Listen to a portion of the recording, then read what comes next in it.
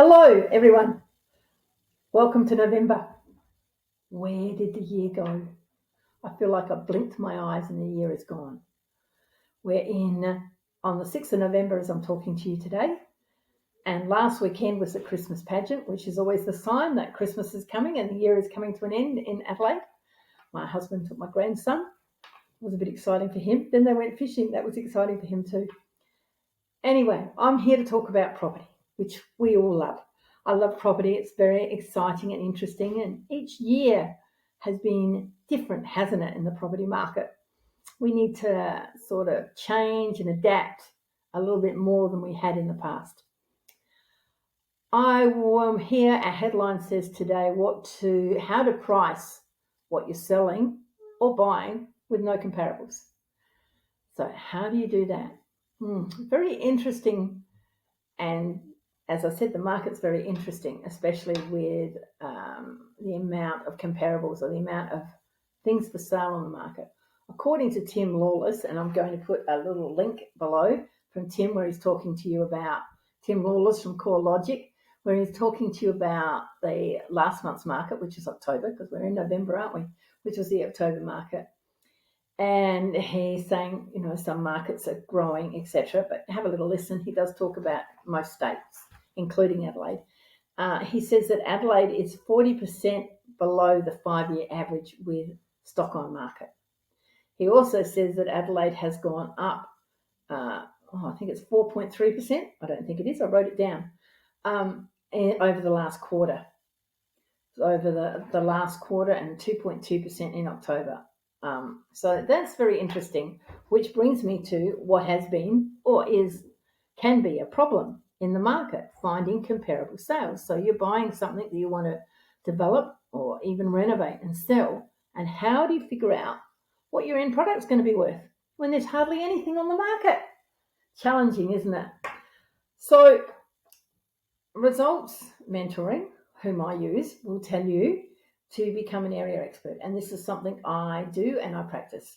Understand your suburbs or your larger suburbs. There's quite a few in Adelaide that are a similar price, so that makes it easy. Understand your suburb so you know what's happening in that suburb. I've got one suburb and it probably only has, like 3 or 4 properties on the market at a time. Used to have a lot more, but that's about it. So it's pretty hard to see if I buy something, what it's going to be worth at the end of the day. My biggest challenge is that I love to build single stories, and in most of the places that I operate, everybody builds double stories. I bought a product or a property in Hectorville earlier this year. And I've bought in Hectorville years ago and done a successful project, and I did single story years ago. In Hectorville, everybody seems to build double stories on a community title because they can put more bang on their butt. I managed to squeeze 3 smaller ones on Torrens titles, which in Adelaide means each title separate, on Torrens titles and sell them. But there's hardly any comparables around because I'm doing something that's not done all the time. And even if it is done, there isn't much on the market now. There's not much new stock at the end of the market, and there's not much even older stock on the market to compare with.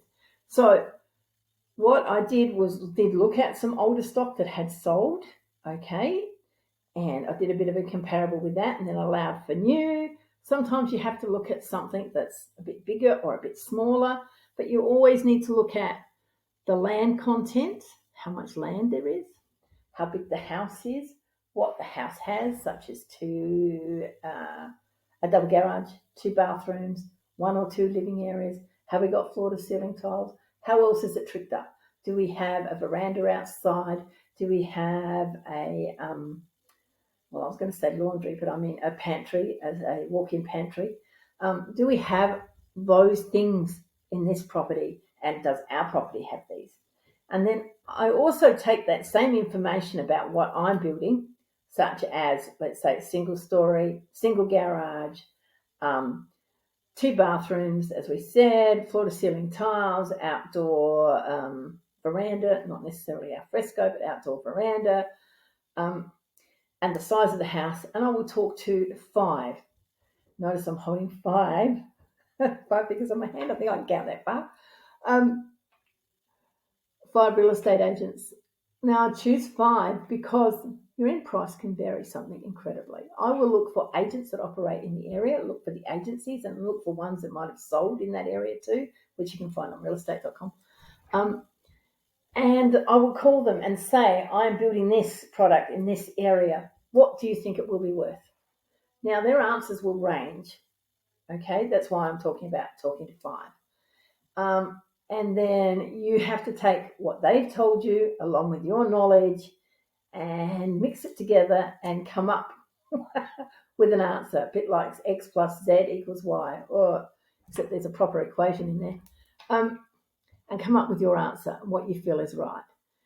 When you're in a rising market, that's a little bit easier because you might go for a slightly smaller margin because you're fairly confident the market's going to rise. So therefore, if you're taking the lowest of all these prices they've given you, I normally work from the middle to lower price is what I'll do.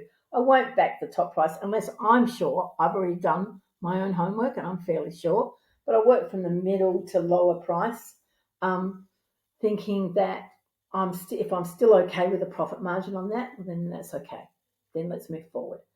Sometimes it's really hard when I'm dealing with a joint venture partner who hasn't been out to look at all these properties and doesn't have the same on-ground experience.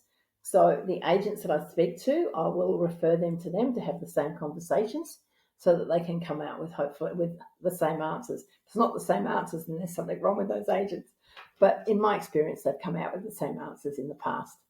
So that can be a little bit interesting in the market where there's not a lot for sale, especially when you can have such a high variance between what they're telling you. So it's interesting times, but that's the way I do it. I'm sure that some other people have got some great ideas about the way they go about it as well. What else did I want to tell you? Nothing really. Well, lots really, but all I'm going to say for now is I hope you have a wonderful and safe Christmas. Enjoy family time because I intend to, but I'll also be out there looking for some property bargains because Christmas is a great time to buy property. I will be in touch with some of you. I'm trying to make my way through the list to see where you are, if you're interested in joint venturing or not, because I can perceive the Adelaide property market is going places at the moment. And there's a few interesting things I'm doing on the side with property. So I look forward to talking to you. Call me anytime. I'm always happy to chat property and help if I can. Bye for now. Talk soon.